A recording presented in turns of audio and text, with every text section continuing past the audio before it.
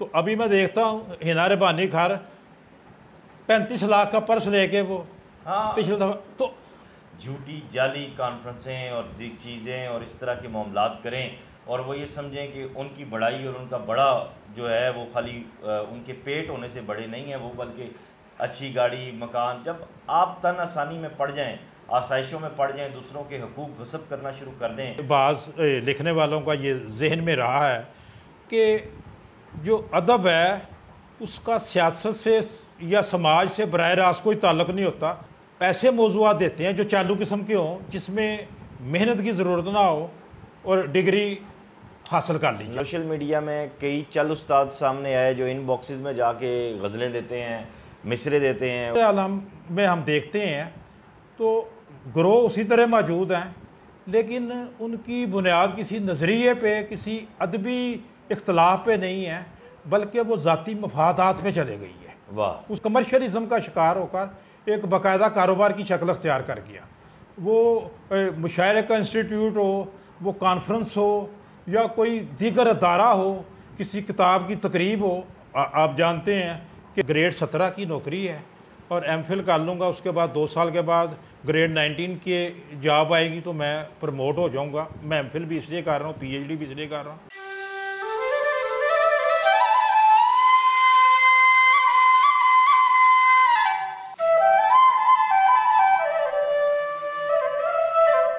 आदाब दोस्तों, सुखन की आज की नशिस्त में खुशामदीद कहता हूँ और आज का हमारा मौजू बहुत अहम है। हम असरी अदबी मंजरनामे पे बात करने जा रहे हैं। इस हवाले से हमारे साथ आज तशरीफ़ फरमा है, हमारे मेहमान हैं, मारूफ नक्काद हैं, मुहक्किक हैं, शायर हैं और बला के शायर हैं। हल्का अरबाब ज़ौक़ लाहौर की नशिस्तें हों या आपकी निजी महफ़िल में हम बैठे हों, हमने शफ़ीक़ अहमद ख़ान साहब से बाकायदा जो फ़न शेर है या जो फ़लसफ़ा ज़िंदगी है उसको सीखा है। सर आपको खुशामदीद कहता हूँ, कैसे हैं आप? ठीक है। अच्छा सर, हमारा जो आज का मौजू है, अगर हम इब्तदाइये को देखें तो उसी में सवाल मौजूद है, असरी अदबी मंजरनामा। जब हम असर की बात करते हैं तो फिर उसमें आपने तो आपका एक सफ़र है, आपने कासमी साहब का असर भी देखा, उनके बाद भी चीज़ें देखी और अब फिर जदीद जो डिजिटल मीडिया का असर है ये भी आप देख रहे हैं, तो कैसे आप इस सारे मामले को देखते हैं? ये अगर हम अपनी बरसगीर की या उसके बाद जो क़याम पाकिस्तान के बाद की अदबी सूरत हाल देखें तो हम देखते हैं कि हर अहद में, हर ज़माने में मुख्तलिफ़ ग्रोह रहे हैं अदबी, और उसमें बाज़ चीज़ें मुस्बत भी है, बाज़ मनफी हैं। तो मैं देखता हूँ कि जो सीनियर लोग थे या कुछ साल पहले तक जो सूरत हाल थी अदब की, उसमें जो ग्रोहबंदियाँ थी और वो जो एक मुकाबले की फ़ज़ा थी वो किसी हद तक सेहतमंद होती थी। उसमें ज़ातियात का इतना अमल दखल नहीं होता था। लेकिन फ़ी ज़माना मैं देखता हूँ, और फिर वो जो लोग थे उनका अदबी कद काठ इतना था, उनकी क्रेडिट पे इतना काम था कि अगर कोई उनका इख्तलाफ होता था तो उसके कोई मानी होते थे, उसका कोई अदबी बैकग्राउंड होता था जो अदब की हद तक होता था, अदब की हद तक, और हाँ, वो नज़रियात की हद तक, अदब की हद तक। लेकिन आज की सूरत आलम में हम देखते हैं तो ग्रोह उसी तरह मौजूद हैं, लेकिन उनकी बुनियाद किसी नज़रिए पे, किसी अदबी इख्तलाफ पे नहीं है, बल्कि वो ज़ाती मफादात पे चले गई है। वाह। उसकी मुख्तलिफ वजूहात हो सकती है, माशी, समाजी, माशरती। ये तो उस वक्त भी थी, क्या उस वक्त नहीं थी? उस वक्त इतने तनासब उसका ये नहीं था जो आज है। फिर उसकी एक शायद वजह यह है कि उस वक्त तक जो अदब था, शायरी, अदब, लिटरेचर, वो इतना माशी सतह पे कोई नफ़ा बख्श काम नहीं था। आज तो लेकिन रफ्ता रफ्ता ये एक कमर्शलिज़म का शिकार होकर एक बाकायदा कारोबार की शक्ल अख्तियार कर गया। वो मुशायरे का इंस्टीट्यूट हो, वो कॉन्फ्रेंस हो या कोई दीगर अदारा हो, किसी किताब की तकरीब हो। आप जानते हैं कि यहाँ से लोग, कोई फ्रांस से आता है जो बेचारा मज़दूरी करने वहाँ गया या अमेरिका गया, तो उसके बाद वहाँ टूटी फूटी शायरी की, तो यहाँ आकर वो सीधी करवाई, साथ एक तकरीब का पैकेज, प्रिंटिंग का पैकेज तो 2 लाख रुपया लिया उसने जी, ये बंदे सदर भी आएगा, ये भी मेरी जिम्मेदारी है। तो ये जो एक कमर्शलिज्म का एस्पेक्ट आ गया इस अदब में, उसकी वजह से जो एक संजीदगी, एक प्योर अदबी फ़ज़ा थी, वहाँ कहीं धुंध और गर्द छाने लगी। यानी ये सिर्फ सोशल मीडिया का कसूर नहीं है? नहीं, सिर्फ सोशल मीडिया नहीं है, उसके अलावा भी बहुत से अवामल हैं। अच्छा, सोशल मीडिया तो मैं समझता हूँ कि अच्छी चीज़ है, इसने तो सारी दुनिया के अदीबों को एक प्लेटफॉर्म पे इकट्ठा किया। हाँ, ये बहुत एक आज हम गुफ्तगू कर रहे हैं, लोग हमें सुन रहे हैं, देख रहे हैं, चीज़ें महफूज हो रही हैं, आगे बढ़ रही हैं। ये बिल्कुल आपने ठीक कहा। इसके जहाँ कोई चीज़ बहुत सूदमंद होती है तो उसके कुछ मनफी पहलू भी होते हैं। बिल्कुल। अब ये सूदमंद जो इसमें चीज़ है कि आपके पास एक ऐसा प्लेटफॉर्म आ गया कि आप अपनी एक गज़ल नज़म लिखते हैं, वो फेसबुक पे डालते हैं, तो पता चलता है शिकागो में बैठा हुआ बंदा उसने 5 मिनट के बाद पढ़ ली है वो वाह वाह नज़म या गज़ल। वाह। अच्छा, पहले क्या होता था, एक अदबी रसाला निकलता था, उसमें इजारादारी होती थी एक गिरोह की, ग्रुप की। हाँ, अब नहीं वो रहा। अब वो नहीं रहा। अब आपके पास अदब की तरसील के लिए ज़राए अब आपका अपना कारी बन चुका है। तो वो जो अदब की आपकी जो अप्रोच है या आपकी जो शायरी है, वो उसका फैलाव बहुत हो गया। अब हर बंदे का अपना एक 5000 फॉलोअर है, 5000 फ्रेंड है, 5000 रीडर है। अच्छा, पहले आपको नहीं पता होता? पहले नहीं होता था। और आप अदबी रसायल, अदबी जो एडिशन निकलते थे, उनकी इजारादारी होती थी अदबी एडिशन के इंचार्ज की, वो पैसे भी मांगता था, खुशामद भी करनी पड़ती थी, वो आपकी गज़ल लगाता था और वो ज़्यादा से ज़्यादा 200 आपके जानने वाले तक पहुंचती थी। उसका जो मस्बत पहलू तो ये है कि उसकी तरसील आसान हो गई। हाँ, तरसील आसान। एक उसका फैलाव बहुत हो गया, लेकिन उसमें थोड़ा सा मुझे लगता है एक मनफी पहलू भी निकलता है, वो ये कि बाज़-औक़ात एक चीज़ आपने लगाई, उसमें जो पढ़ने वाले रीडर हैं वो हर तरह के हैं, और वो जो आपकी तख्लीक है वो बिल्कुल कमतर दर्जे की है, लेकिन आप अंदाज़ा लगाते हैं कि इस पर 350, इस पर 500 लाइक आ गए हैं, तो ये चीज़ तो वो एक सीखने का जो अमल है वो रुक जाता है। वो कहता नहीं भाई, इस पर तो मेरे इतने लाइक आए हैं, 500 बंदों ने इसको पसंद किया, आप कह रहे हैं ये इसका उजान से गिरा हुआ है मिसरा। तो ये थोड़ा सा है कि वो एक पैमाना बना लिया, हाँ, उसके लोगों के लाइक को उसके मयार बना लिया, उस तख्लीक कमेंट्स को, लाइक को। अच्छा, उसमें ये एक चीज़ भी मद्देनज़र है, रहनी चाहिए नाज़रीन, कि जैसे अब शफीक साहब हैं, ये उस्ताद का एक मकतब होता था, आज भी यकीनन है, लेकिन सोशल मीडिया में कई चल उस्ताद सामने आए जो इन बॉक्सेस में जाके गज़लें देते हैं, मिसरे देते हैं, अपनी एक टीम बनाई हुई है जो उनकी वाह वाह 200-250 कमेंट आ रहे हैं, लाइक्स हो रहे हैं। ये चीज़ें नेगेटिविटी तो बहर तौर होती है, लेकिन हम फिर भी पॉजिटिव बात कर रहे हैं। अच्छा, आज हम देखें तो बड़ा एक किरदार होता था हल्का अरबाब ज़ौक़ का, अंजुमन तरक्की पसंद मुसन्निफ़ीन का, असरी अदब, असरी शऊर को प्रमोट करने के हवाले से, ठीक है, लेकिन आज ये इदारे भी थोड़ा डाउन हो चुके हैं। उसकी वजह थोड़ा चलेगी, उसकी कई वजूहात हैं। एक तो बुनियादी वजह, मिसाल के तौर पे किताब एक अहम किरदार अदा करती थी, और किताब जो कुतुब-बीनी का जो रवाज था, मैं देखता हूँ कि पब्लिक लाइब्रेरी थी, पंजाब पब्लिक लाइब्रेरी एक बहुत बड़ी लाइब्रेरी थी, अब वो वीराना हुई पड़ी है। और इस तरह की जो लाइब्रेरी थी, दयाल सिंह लाइब्रेरी है ट्रस्ट, दूसरी लाइब्रेरी, उसकी वजह क्या हुई, एक तो फिर जो बुक्स की सेल का मसला है, जहाँ अभी भी है, लेकिन वो ग्राफ नीचे क्यों आया कि हमारे यहाँ प्रिंटिंग, दूसरी चीज़ें इतनी महंगी हो गई। एक तो ये हुई कि महंगाई का तनासब बढ़ा, और उसकी किताब की कीमत जो 50-100 की नॉर्मल मिल जाती थी, वो अब 700-800 रुपये कीमत उसकी रखी जाती है। तो थोड़ा पढ़ने वाला गुरेज करता है इतनी ज़्यादा, क्योंकि वो उसकी बुनियादी ज़रूरत नहीं समझता अपनी ज़िंदगी की किताब को। इसके अलावा एक और सानी हुई जो सोशल मीडिया से वो भी जुड़ी हुई है कि एक पहले मुझे कोई किसी चीज़ के बारे में इन्फॉर्मेशन चाहिए थी, तो मैं किताब ढूंढता था, मुझे पता चलता था वो फ़लान लाइब्रेरी में पड़ी है, मैं जाके उस किताब को तलाश करता था, उसका सफ़ा नंबर देखता था, किस चैप्टर में होगी।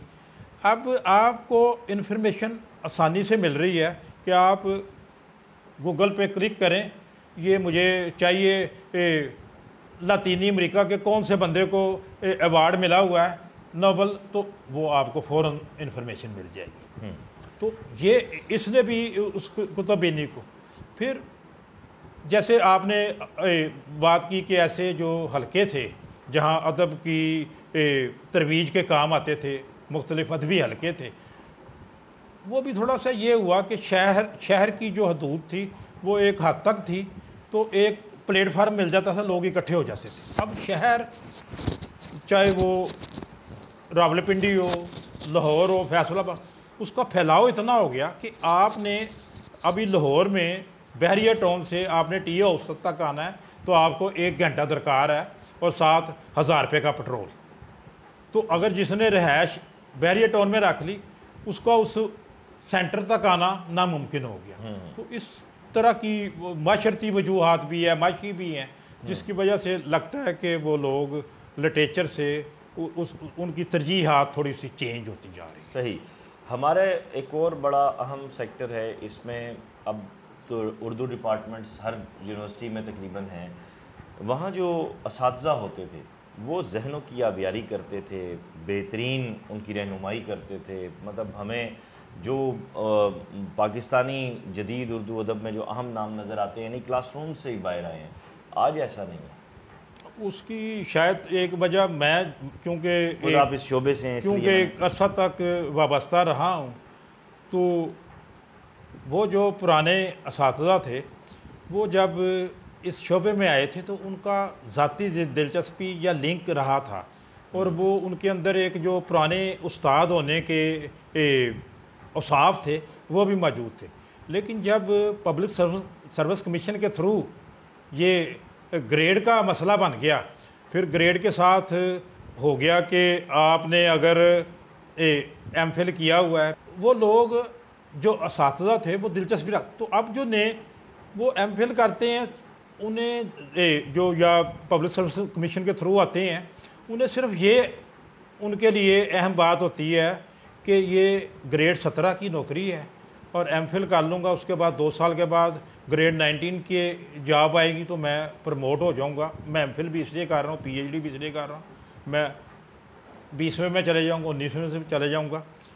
मेरा अपना ज़ाती तजर्बा है कि अगर मैं किसी कॉलेज में रहा हूँ, अगर वहाँ 10 टीचर हैं उर्दू के, चलें ये तो एक अलग चीज़ है, लेकिन कुछ थीसीज आज जो आपके थीसीज हो रहे हैं, आपकी आज जो पीएचडी एमफिल मास्टर्स के थीसीज हो रहे हैं, मैं उसमें देख रहा हूँ कि जान कर जो है वो अफसाने के ऊपर काम हो रहा है, जान कर नज़्म पे काम हो रहा है, गज़ल पे काम ही नहीं हो रहा। अच्छा, गज़ल पे अगर काम हो रहा है तो क्या हो रहा है, निदा सरगोदवी की किताब का फ़िक्री फ़नी जायज़ा, चल उस्ताद की किताब का जायज़ा, ठीक है।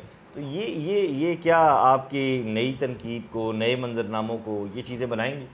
वो उसकी दो वजूहात है कि वो मैंने बताया कि उनकी जो स्टूडेंट है उसकी ज़ाती दिलचस्पी डिग्री से है, वो मौजू से नहीं है, और जो उसका निगरान मुकर्रर है उसे उसके पैसे भी मिल रहे हैं, उसका है कि इसका कंप्लीट हो जाए, ये फंस ना जाए इस मौजू में। तो ऐसे मौजूआत देते हैं जो चालू किस्म के हों, जिसमें मेहनत की ज़रूरत ना हो और डिग्री हासिल कर लीजिए, ना मुमतहिन को करनी पड़ी ना उसको ना स्टूडेंट को।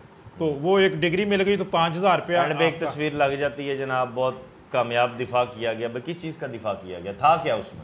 मैं खुद जो ओपन डिफेंस होता है उसमें जाके बैठता रहा हूँ, मैंने लोगों की हालत देखी है, वो किस किस्म की वो मौजूआत किस किस्म के हैं, और वो जो उसके ऊपर गुफ्तगू कर रहे हैं या सवाल कर रहे हैं वो क्या होती है, वो मेरी सारी नज़र से गुजरी। मेरे पास थीसिस हमारे पास कुछ लोग छपने के लिए भी दे जाते हैं, और मुझे वो बाज़ औक़ात हैरत होती है कि मौजूआत जब मैं देखता हूँ और वो काम की नौयत देखता हूँ तो वो इस दर्जे की होती है कि कोई अगर एमए का जो थीसिस है उससे भी निचली सतह की जो स्टूडेंट हैं उनके लिखे हुए, और मौजूआत ऐसे होते हैं बाज़ औक़ात कि जिनका किसी इल्मी नुक्ते से किसी बात से ताल्लुक़ नहीं होता, वो सिर्फ खानापुरी के लिए होते हैं। सही। बाद में लोग किताबों की शक्ल में भी छपवा देते हैं, बात ताल्लुकात बनाने के लिए। सही।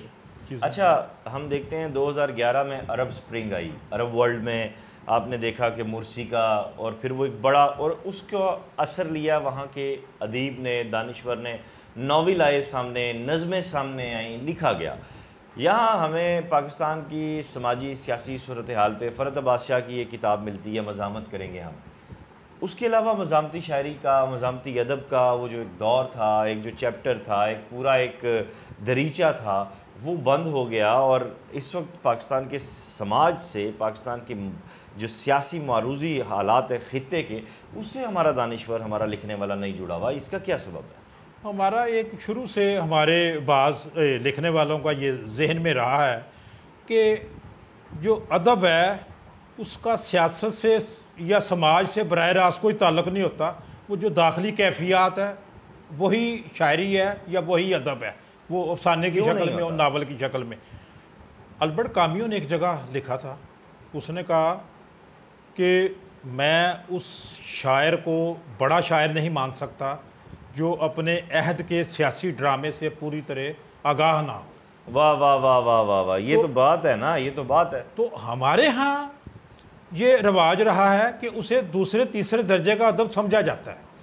अब मसला ये है, उसकी बहुत सी वजूहात भी हैं कि जो सियासी सूरत हाल होती है या जो समाजी सूरत हाल होती है, जब आप उसके बारे में लिखते हैं या उसके सामने मज़ाहमत करते हैं तो एक सतह पे वो समझा जाता है कि ये मज़ाहमत मौजूदा जो हुकूमती सेटअप है, ये रियासती सेटअप है, उसके ख़िलाफ़ है। जबकि ऐसा तो नहीं होता। जबकि ऐसा नहीं होता, और किसी सतह पे होता भी है कि जो जबर की कैफियत है या जो गुंडागर्दी की या रियासती जबर की कैफियत है, वो है तो उस अदारों के ज़िम्मेदारी के उसको ख़त्म करें या उसको किसी सतह पे करें मलियामेट, लेकिन वो नहीं होती।